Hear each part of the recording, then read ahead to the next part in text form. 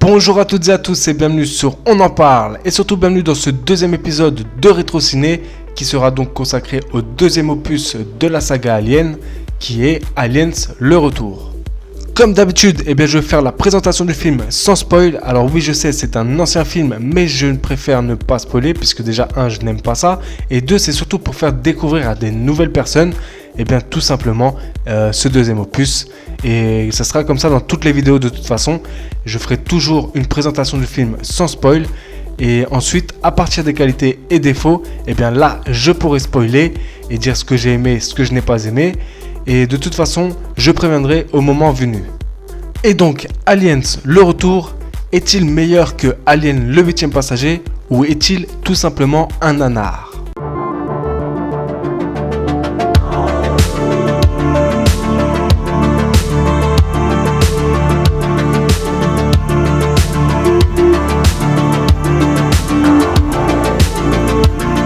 Aliens le retour, sorti en 1986, est un film de science-fiction américain réalisé et coécrit par le Canadien James Cameron.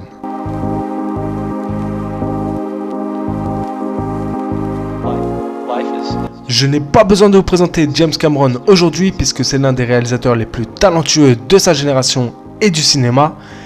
Et pour certains, ses films sont cultes et pour d'autres, ce sont des chefs-d'œuvre. Moi spécialement, je trouve que James Cameron, dès qu'il touche quelque chose, ça se transforme en or.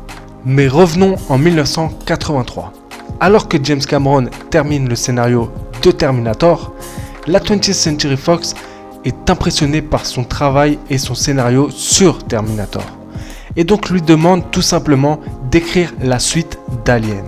Mais à une seule condition, que Terminator, son futur film, soit un succès au box-office.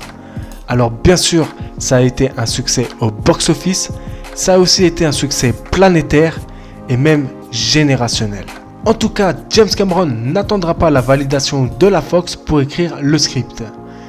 Et il le dira lui-même, il ne souhaitait pas faire un remake ou copier Alien le 8e passager, il voulait tout simplement mettre sa vision tout en rendant hommage et respectant le premier film de Ridley Scott.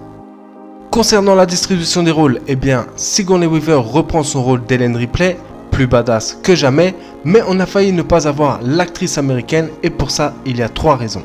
La première, c'est tout simplement parce qu'elle ne savait même pas qu'une suite était en préparation. Alors qu'elle était en plein tournage d'un film en France en plus, James Cameron lui a envoyé le scénario en lui montrant tout simplement que son personnage serait le personnage principal du film. Et quand elle a reçu le scénario, elle était très énervée du fait qu'elle n'ait pas été au courant, puisqu'en fait tout était déjà préparé et il manquait juste tout simplement Sigourney Weaver pour faire le tournage du film. De plus, elle était très réticente du fait que ce soit un jeune réalisateur inconnu qui réalise donc ce deuxième opus. Et James Cameron lui demandera tout simplement de la rencontrer. Et après la rencontre, elle a tout de suite changé d'avis puisqu'ils avaient la même vision sur le personnage d'Ellen Ripley. La deuxième raison, c'est que Sigourney Weaver est une militante contre les armes à feu. Et dans Aliens, il y en a beaucoup et en plus, elle-même, elle doit en utiliser. Et c'est là où on arrive à la troisième raison, c'est une négociation contractuelle. Alors ce qu'il faut savoir, c'est que les négociations ont pris énormément de temps puisqu'elle demandait un salaire très conséquent du fait qu'elle utilise des armes et du fait que ce soit un jeune réalisateur. Donc elle voulait pas corner son image puisque à l'époque, après Alien, après le premier film Alien, c'était devenu une très grande star. Et puis entre temps, elle a tourné plein de films, mais surtout Ghostbusters, faut pas oublier. Et donc, elle a fait une négociation qui a duré très très longtemps. La 20th Century Fox ne voulait pas payer tout simplement ce qu'elle demandait. Et James Cameron a appuyé la demande de Sigourney Weaver. Et donc, tout est rentré dans l'ordre. Et elle a pu reprendre son rôle d'Ellen Ripley. Concernant le rôle de Dwayne Hicks, James Cameron avait choisi James Remar, une étoile montante du cinéma à l'époque. Mais le problème, c'est que James Remar avait des problèmes de drogue. Donc il a été éjecté du tournage après une semaine, je crois.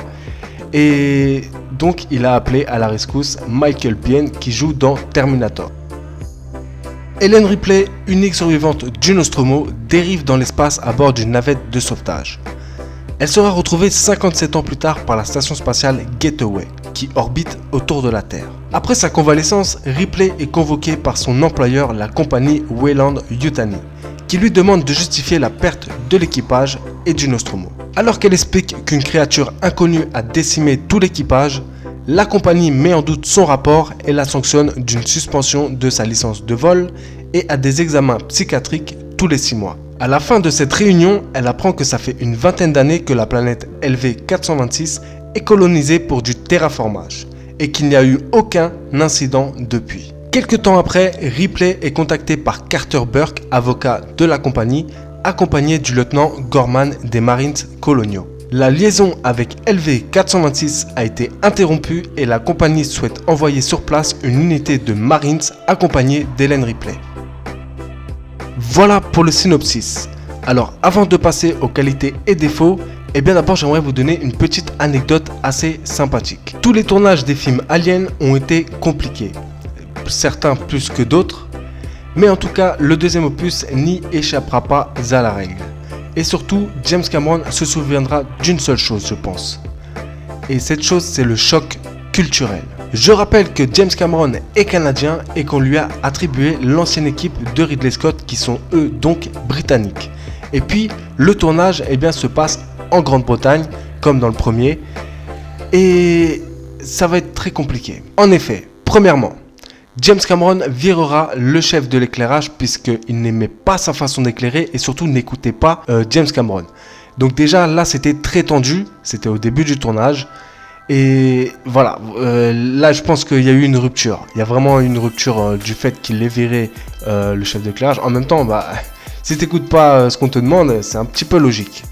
Deuxièmement, encore une fois au tout début du tournage, James Cameron c'est quelqu'un de très dynamique, vous voyez, c'est quelqu'un qui touche à tout, donc il connaît énormément de choses. C'est pas pour rien que c'est un des meilleurs réalisateurs du cinéma, parce que lui, avant d'être réalisateur, il a fait beaucoup de choses à côté, c'est-à-dire les effets spéciaux, l'éclairage, tout ce qui se passe à côté.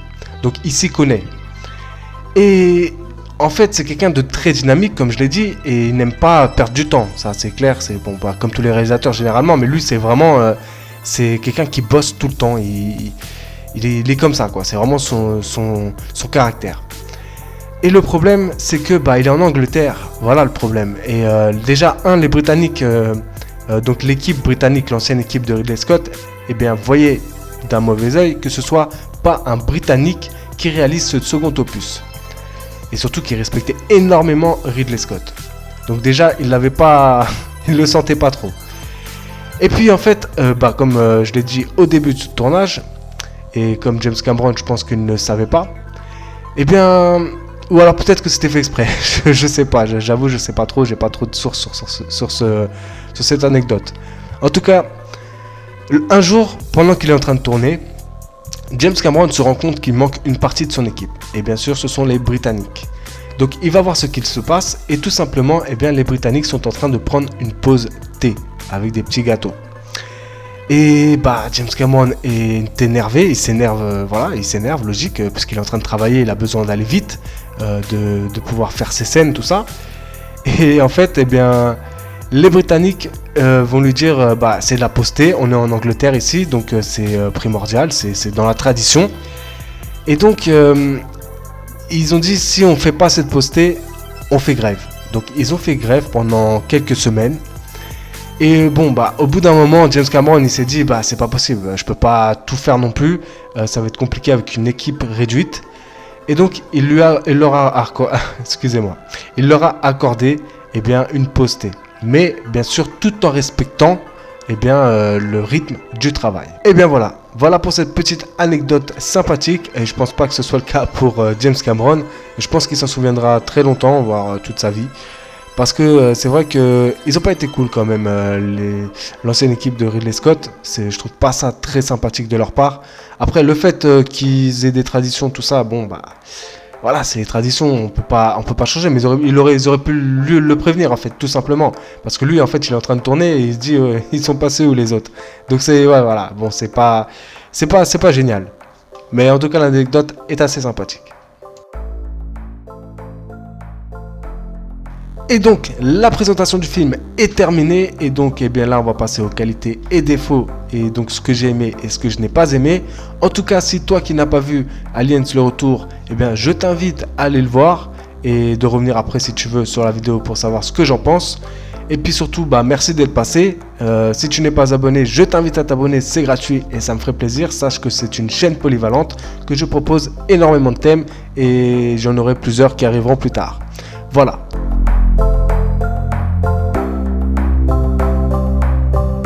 Bon, et bien maintenant, place aux qualités et défauts. Et comme d'habitude, eh bien, je vais commencer par les qualités. Et il y a pas mal de choses à dire.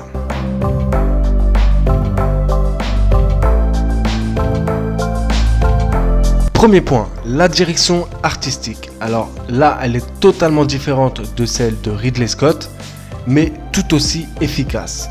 Surtout, c'est que comme c'est une orientation de film action, eh bien, la caméra est plus dynamique. Puis aussi, c'est le style visuel de James Cameron.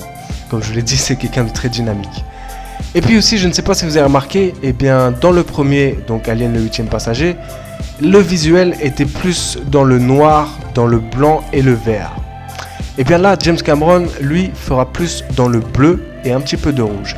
Je sais pas si c'est un petit détail, mais ça change complètement le visuel en fait. En tout cas, James Cameron nous montre encore une fois tout son talent après Terminator. Et là où il a eu la bonne idée, eh bien, c'est de réaliser ce film en format 2.35. Alors pour ceux qui ne savent pas ce que c'est le 2.35, c'est tout simplement quand vous enlevez les deux barres noires horizontales. Et donc ça fait un plein écran. Et moi spécialement, je trouve que pour un film d'action, c'est ce qu'il faut. Moi c'est ce que je préfère, c'est personnel. Mais vraiment, parce que on est, eh bien tout simplement, on est proche des personnages et proche de l'action. Deuxième point, le scénario. Alors on aurait pu faire 36 000 scénarios pour ce second opus, mais là où James Cameron a été très malin, eh bien c'est tout simplement d'avoir pris comme modèle la guerre du Vietnam. En effet, encore dans la tête de tous les Américains à cette époque-là, eh bien James Cameron a réussi à retranscrire les effets de cette guerre dans le film. D'ailleurs, je ne sais pas si vous avez remarqué, mais au début, eh bien les Marines sont confiants, sont sûrs d'eux, et au fil du film, eh bien il y a la terreur qui va s'installer. Et leur visage va complètement changer, même leurs attitudes. C'est plus une attitude de survie qu'ils vont avoir. Et c'est très très bien retranscrit parce que ça reflète vraiment la guerre du Vietnam. Alors bien sûr, il y a un autre point important dans ce scénario, c'est tout simplement le développement et la psychologie du personnage principal, donc Ellen Ripley. Et je trouve spécialement vraiment que ça a été très très très bien amené. Intelligemment, voilà, tout simplement, c'est très bien écrit. C'est pas comme dans les films d'aujourd'hui parce que là, en fait, je vais vous donner un exemple. La première scène où on voit Ellen Ripley. Alors, c'est pas celle où on la voit dans la navette spatiale. Moi, je parle plutôt de celle où on la voit en train de se réveiller à l'hôpital, où elle est en train de faire un cauchemar. Mais en fait, c'est pas vraiment un cauchemar. Elle fait un cauchemar parce que elle croit qu'elle a un alien qui ressort. Un chestbuster, comme ça que ça s'appelle. Mais en fait, c'est pas un cauchemar. En fait, c'est une scène qui s'est vraiment passée, sauf qu'il n'y a pas eu le chestbuster. Voilà, tout simplement. Et ça, c'est très très bien amené. Vraiment, la façon dont c'est amené, ça fallait que je le précise en fait. Il fallait vraiment que je le précise parce qu'on n'a pas besoin de revenir sur l'état psychologique d'Ellen Ripley. Parce que là, on sait qu'elle a des troubles. Elle a eu un choc. Ce qui est logique. Voilà, c'est une humaine. C'est pas. Et comme je l'ai dit, c'est le personnage féminin le plus badass de toute l'histoire du cinéma. Mais elle n'est pas devenue badass comme ça. Même dans le film, eh bien, au début, elle n'est pas badass. C'est juste que c'est un personnage qui a du caractère, mais son caractère, au fil du temps, enfin au fil du film, eh bien, il va commencer à tout simplement s'imposer. Et d'ailleurs, un autre exemple, eh bien, quand elle est avec les Marines sur la planète LV-426, eh bien, on l'entend pas vraiment. Elle est là, elle est derrière, elle écoute, et elle donne des conseils. Mais elle n'est pas là à dire ouais, vas-y, je vais faire ça, je vais tuer ça, je vais faire ci. Non, elle n'est pas là à se la raconter. C'est un petit peu plus tard, quand elle a l'arme. Ça, après, cette scène-là, je la trouve un petit peu dommage. Voilà, c'est juste pour transposer le personnage. Je pense qu'il n'y avait pas besoin. Mais en tout cas, vraiment, on voit que son caractère, il change au fil du film. Et surtout par rapport au premier. C'est ça qui est important. Vous voyez, c'est de la cohérence. Et moi, c'est tout ce que je demande. C'est de la cohérence. Et je ne sais pas pour vous, comment vous l'avez ressenti. Dites-le moi dans les commentaires. Mais vraiment, je trouve que son traitement de personnage, il n'y a pas mieux. Dans le cinéma, il n'y a pas mieux. Franchement, il n'y a pas mieux. Il y a Sarah Connor à côté, bien sûr. Mais c'est un petit peu plus compliqué parce que c'est un peu plus, on va dire, un peu plus rapide que Ellen Ripley. Mais voilà, vraiment, je trouve que le traitement de personnage de Ellen Ripley est vraiment très très bien écrit et très très bien retranscrit, surtout par l'excellentissime actrice Sigourney Weaver. Troisième point, les personnages. Alors je vais un petit peu revenir encore sur Ripley parce qu'il y a encore beaucoup de choses à dire. J'aimerais parler de la relation qu'elle a avec Newt. Alors déjà, je trouve déjà que c'est très très bien amené. C'est logique. Et puis ceux qui ont vu la version cinéma, bien sûr, à l'époque, ils ont dû rien comprendre. Quoique, bon, après, voilà, c'est une mère quand même, hein, mais ils ont quand même dû rien comprendre parce que faut voir la version longue pour vraiment bien comprendre cette relation qu'elle a avec Newt. Et en fait, cette relation est logique, comme je l'ai dit, parce que elle a perdu sa fille. Donc, elle a besoin d'une substitution, tout simplement. D'ailleurs, on le voit, elle est dépitée dès qu'elle apprend la mort de sa fille. On voit la tristesse qu'elle a. Et dès qu'elle trouve justement Newt, eh bien, elle va la prendre sous son aile comme sa petite fille. Et on voit qu'elle va commencer à reprendre un peu de gaieté, on va dire. Et cette relation est très importante pour le film. Parce que c'est là où justement elle a un but, vous voyez. Si à la fin elle va pour récupérer la petite, c'est pas pour rien, c'est parce qu'elle a un but, parce qu'elle veut pas encore perdre un deuxième enfant pour elle, vous voyez. Donc c'est logique, c'est totalement logique, c'est très bien écrit encore une fois comme je l'ai dit. Et puis il y a les personnages secondaires qui, comme dans le premier, ont chacun leur personnalité. Ce qu'il faut savoir, c'est que dans les films, quand il y a plusieurs personnes, c'est très compliqué de faire en sorte qu'on s'attache à ces personnages. Et pour le coup, eh bien, c'est très réussi. Et je pense que ça doit être l'écriture plus la performance des acteurs qui fait que l'alchimie, eh bien, marche. Par exemple, Vasquez. Eh bien, Vasquez, on la voit pas souvent dans le film. Eh bien, pourtant, dès qu'on la voit, on s'attache à son personnage. Tout simplement parce que elle est badass. Et Cameron a réussi à écrire et diriger ses acteurs et ça marche très très bien.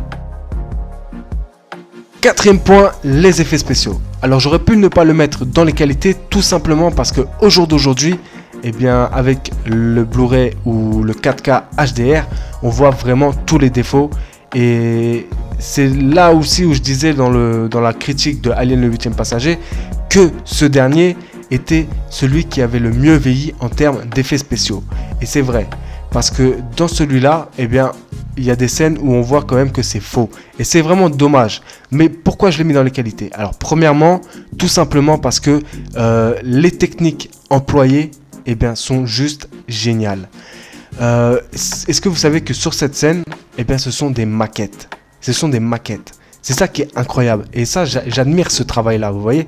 Je préfère 10 000 fois ce travail-là en sachant que ce n'est pas vrai que du numérique. Voilà pourquoi au jour d'aujourd'hui, je n'aime pas trop le numérique. Parce que je trouve que c'est de la facilité. Je suis désolé de revenir sur ça, hein, vraiment. Mais vraiment, ce que je veux dire par là, c'est qu'il y a du taf derrière. Il y a du génie. Franchement, c'est pas facile de dire, ouais, comment on va faire ça c'est leur taf, mais c'est pas facile. Il fallait trouver le truc. Et par exemple aussi la scène eh bien, de la fin où quand Ripley elle se bat avec l'exosquelette et contre la reine alien, eh bien il y a certaines scènes, ce sont des maquettes. Donc c'est juste incroyable, on dirait même pas en fait. Donc c'est pour ça qu'il y a certaines scènes où c'est un peu où on voit que c'est faux et il y a d'autres scènes où c'est bluffant. Et ça, bon, je pense que c'est dû à un timing, parce que ils ont un peu perduré dans le temps du tournage. Malheureusement, ils ont dépassé le temps du tournage. Donc je pense qu'ils n'avaient pas trop le temps non plus de faire en sorte que ce soit bien foutu. Mais après, ça change rien. Ça reste quand même de très très beaux graphismes. Je me crois dans un jeu. De très très beaux effets spéciaux. Et surtout, deuxièmement, eh bien, je ne sais pas si vous le saviez, mais alors dans Aliens, il y a S, donc c'est plusieurs aliens. Eh bien, James Cameron, avec seulement 2 costumes, a réussi à nous faire croire tout simplement qu'il y en avait 36 000. Et ça, moi je dis chapeau, vraiment chapeau. Je pense pas que ce serait plusieurs réalisateurs qui auraient pu faire ça. Et pourquoi James Cameron a réussi à nous le faire? Tout simplement parce que, eh bien, c'est un touche-à-tout. Lui, avant d'être réalisateur, eh bien, il était dans les effets spéciaux, il était dans l'éclairage, il a fait énormément de choses. Et c'est là la différence avec Ridley Scott, que j'apprécie énormément les deux, hein. Je respecte les deux réalisateurs. Mais il y a une différence entre les deux. C'est que Ridley Scott est un excellent réalisateur. Ça, c'est clair et net. Mais autre que la réalisation, eh bien, ça va pas. Par contre, James Cameron, lui, il sait tout faire. C'est un touche à tout. Et c'est pour ça que c'est un des meilleurs réalisateurs du cinéma. D'ailleurs, eh bien, Ridley Scott, malheureusement, sera très jaloux de James Cameron. Surtout que, eh bien, le second opus a mieux marché que le premier. Et c'est surtout ce second opus qui a fait, décoller la saga Alien. Alors pourquoi il est jaloux de lui, je vous dirai plus tard dans d'autres vidéos. Je vous expliquerai, peut-être que vous le savez, hein, mais si vous ne le savez pas, je vous expliquerai et je vous donnerai quelques petites preuves. 5e et dernier point. Alors je vous ai déjà dit tout mon amour que j'ai pour le xénomorphe. Oui, je trouve que c'est la créature la plus belle et la plus fascinante de toute l'histoire du cinéma. Mais, eh bien, dans Aliens, il y a encore mieux. Et oui, je veux bien parler de la reine alien. Ah, la reine alien. Ah, je sais pas, je suis amoureux d'elle, vraiment, je vous assure. Peut-être que je devrais aller voir un psychologue, je sais pas, mais c'est vrai que c'est assez bizarre ce que je dis. Mais c'est vrai qu'elle me fascine, cette reine. Dès que je la vois, je suis bluffé, je suis vraiment bluffé. Et est-ce que vous saviez que c'était même pas H.R. Giger qui l'a créé? C'est tout simplement James Cameron. Parce qu'en fait, James Cameron n'a même pas voulu avoir H.R. Giger comme conseiller. Il l'a créé tout seul, tous les designs des aliens du film. D'ailleurs, vous verrez la différence entre le premier et le deuxième, c'est que dans le premier, eh bien, son crâne est plus lustré. Et bien, dans le deuxième, James Cameron a voulu qu'il soit plus rugueux. Alors, c'est vraiment une question d'éclairage. Il a préféré faire en sorte que les costumes soient plus rugueux pour pouvoir ressortir le côté squelettique un peu. En tout cas, c'est selon ses dires. Et c'est lui qui a créé la reine alien. Il n'a même pas demandé à H.R. Giger des conseils. Non, c'est lui qui l'a créé. Et pour ça, je dirais chapeau. Chapeau parce que c'est pas facile de recréer, même de faire mieux que l'alien en lui-même. Et pour le coup, bah, la reine, c'est juste... c'est la reine, quoi. C'est la reine, elle est juste magnifique. Moi, dès que je la vois, franchement, moi, je suis bluffé. Je sais pas pour vous, mais moi, je suis bluffé. Je kiffe cette reine. Alors voilà pour les qualités, et bien sûr il y en a plus, mais j'ai fait dans les grandes largeurs et c'est ce que je ferai de toute façon dans toutes les vidéos, parce que sinon si je donnais toutes les qualités, je crois qu'on en aurait pour 3 heures, 4 heures de vidéo au moins, donc là ça ferait trop. Donc maintenant on va passer aux défauts et ce que je n'ai pas aimé dans ce film.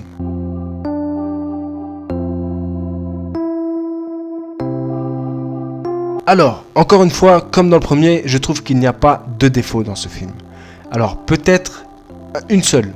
Et c'est encore une fois comme dans le premier, mais là c'est plus personnel par rapport à James Cameron. Les films de James Cameron, au cinéma, c'est compliqué. Parce qu'il nous coupe toujours les scènes les plus importantes pour développer les personnages et l'histoire du film. Et c'est là en fait le défaut, c'est que pour comprendre Aliens et donc la relation que Ellen Ripley entretient avec Newt, qui est très importante dans le film, eh bien, il faut voir la version longue. Et ça, bon, au jour d'aujourd'hui, heureusement, on peut tous la voir, mais il faut aussi le savoir. Ça, c'est autre chose. Entre voir et savoir, c'est autre chose. Donc, c'est vraiment un défaut. C'est un petit défaut, hein, c'est un petit détail. Mais vraiment, je trouve que c'est le problème du cinéma de James Cameron. Quand vous prenez presque tous ses films, c'est comme ça. Titanic, Avatar, Abyss, alors peut-être pas True Lies, et encore je suis pas sûr. Terminator le premier non, mais le deuxième oui. Et voilà, c'est le problème de James Cameron. Et c'est pour ça que je le mets quand même dans les défauts, parce que c'est un défaut. Si on ne voit pas la version longue, on peut pas comprendre vraiment l'histoire. Mais c'est un détail, bien sûr. Et bien voilà, après les qualités et défauts, et bien maintenant place à la conclusion.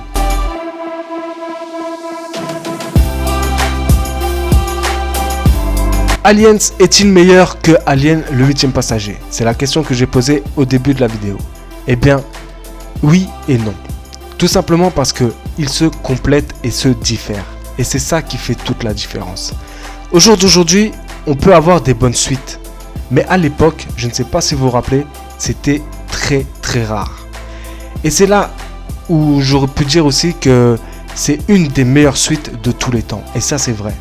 Parce que, comme je l'ai dit à l'époque, généralement quand on parlait de suite, c'était souvent un nanar. Façon de parler bien sûr.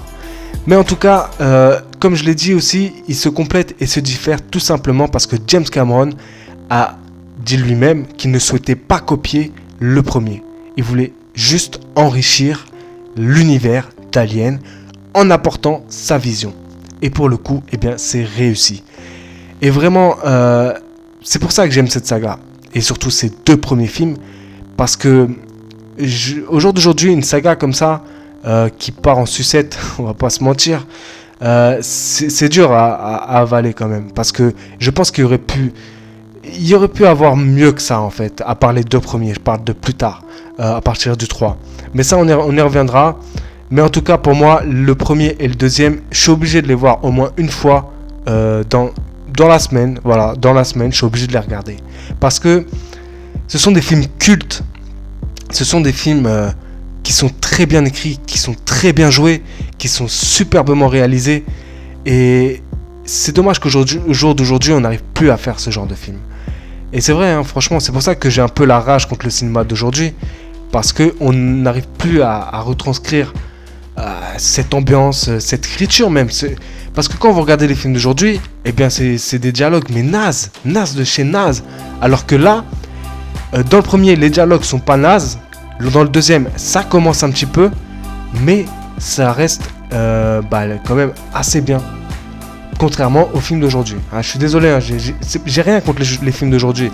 Mais je sais pas pourquoi j'ai du mal. Il y a quelque chose qui fait que les films d'avant, ils étaient mieux faits qu'aujourd'hui. Et pourtant, on n'avait pas le numérique, on n'avait pas les mêmes moyens. Et c'est peut-être ça qui m'énerve. Je sais pas pour vous, hein, moi. Il y a certains films d'aujourd'hui que j'aime beaucoup, hein, mais je sais pas. Par exemple, non, ça je vous laisse découvrir ce que je penserai de toute façon des prochains Aliens. J'en parlerai, vous inquiétez pas, je ferai des rétros au ciné avec plaisir.